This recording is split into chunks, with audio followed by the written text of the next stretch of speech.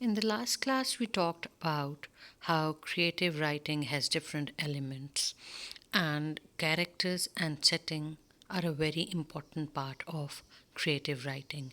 Today, we'll talk about how we can build up our characters and what type of characters are involved in a story.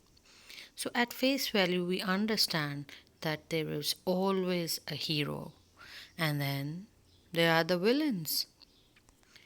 The hero is also called a protagonist. Look at Simba here. We know he's the traditional hero, he's on the right side of the path. And then there's the antagonist. And look at Scar. You can see him, and the minute you set your eyes on him, you know he's a villain. Because look at the cunning and sneaky way he's looking around. Look at his description. Look at the way the character has been evolved. So, we tend to make heroes into people who are easier on the eye also. For example, they look good, they dress better than the shady characters who might be acting as the villains. Okay, so we have our protagonist, we have our antagonist, but then there is something else in the story also. There are other characters also. And these poor characters, though they might be called extras, they have their own role in the story. We have flat characters and we have round characters. We have characters who will appear in the story but not say anything. For example, if you're writing a story about yourself and your mom is working in the kitchen, maybe she doesn't say anything, but every time you go in the room, she's there in the kitchen. Then there's your brother who's sitting on the sofa. He might have a role in the story. He might kick you. He might shout at you. He might say something to you. He might fight over the remote with you or the seat you're sitting in. So, these are characters which add a little dramatic effect to your story, but they don't have a major role in your story. Then, we'll talk about the settings.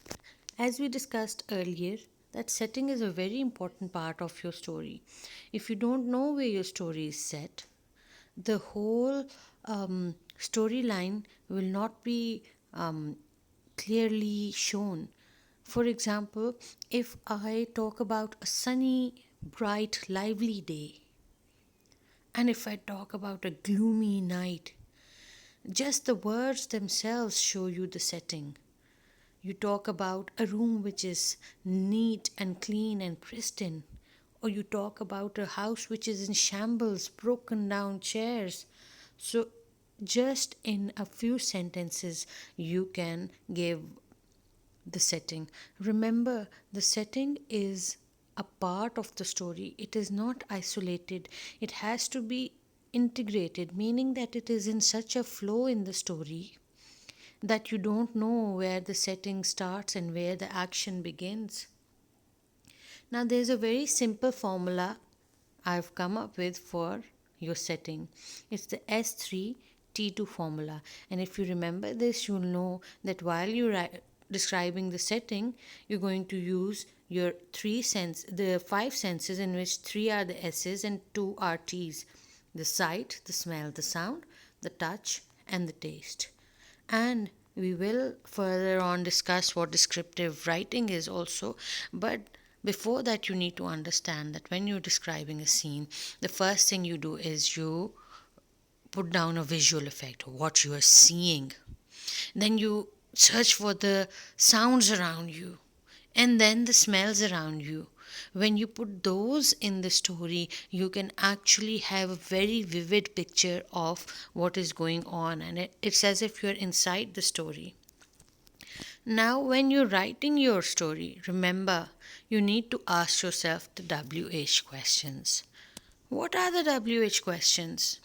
The what, the where, the how, the when, the which, and yes, how is also a W question because it ends with a W. It's part of, if you look at the grid, you'll see that how it's a WH question. Now remember, that when you're writing the story, you need to answer these questions.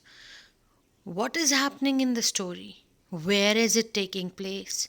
Who are the characters? How did something happen? When did it happen? Why did it happen? So you need to answer all those questions in whatever type of story writing or any other kind of writing you're doing. Now remember, there are different styles of writing. There is a narrative, there's a descriptive, there's a persuasive, and then there's an expository. Right now, we will just focus on the narratives and the descriptive. So, we're going to talk about narratives, then descriptives. Now, what are narratives? There are different types of narratives. A narrative is when you are in the story, when your friends are in the story. That's called the first person narrative. For example, I then jumped and stood up. I glared at him. I shook my fist violently. So that's you in the story. Now that you in the story can be anybody. I can be a 6-year-old girl. I could be a 60-year-old man. I can be anybody I want to be. I can be the president. I can be the beggar. I can be a person who is mentally deranged. I can be a crook. I can be a villain or a protagonist. It is up to me. Who I am in the story is up to me. So remember, the first person narrative is when you use I or we. Now, the second person narrative is you. We seldom write story in the second person narrative. It is done, but we as beginning writers don't do it. What we prefer is the third person narrative, which is he, she, it, they, in which we're talking about somebody else in the story. Let's say we're writing a story about a boy who stole money from his father's wallet. Or let's say we're writing about a girl who got lost in the woods. So, all these things are included in the third person narrative. Now, if you're an avid reader and you want to read about the first person, then there's a book called Moby Dick. It's a classic and it's written in the first person. And if you want to study the second person's point of view, we have Bright Lights, Big City. And finally, the third person, in which it's he, she, it. The story is from Leo Tolstoy's novel Anna Karenina, and you can study that if you are interested in having a different viewpoint of different authors. Now, that we've discussed narratives, understand this, that all narratives have some descriptive element in it, but all descriptives are not narratives. Descriptive is when you're just describing things and you don't need to be in the story yourself, or it does not need to be about a he or she, it can just be a general descriptive. And as we discussed, for descriptives, we are using the S3T2 formula in which we are involving all our senses. And in order to do that, you need to have appropriate vocabulary which expresses your different words. And then finally, there's a third thing called a descriptive narrative, in which you have more of a description and less of a narrative story.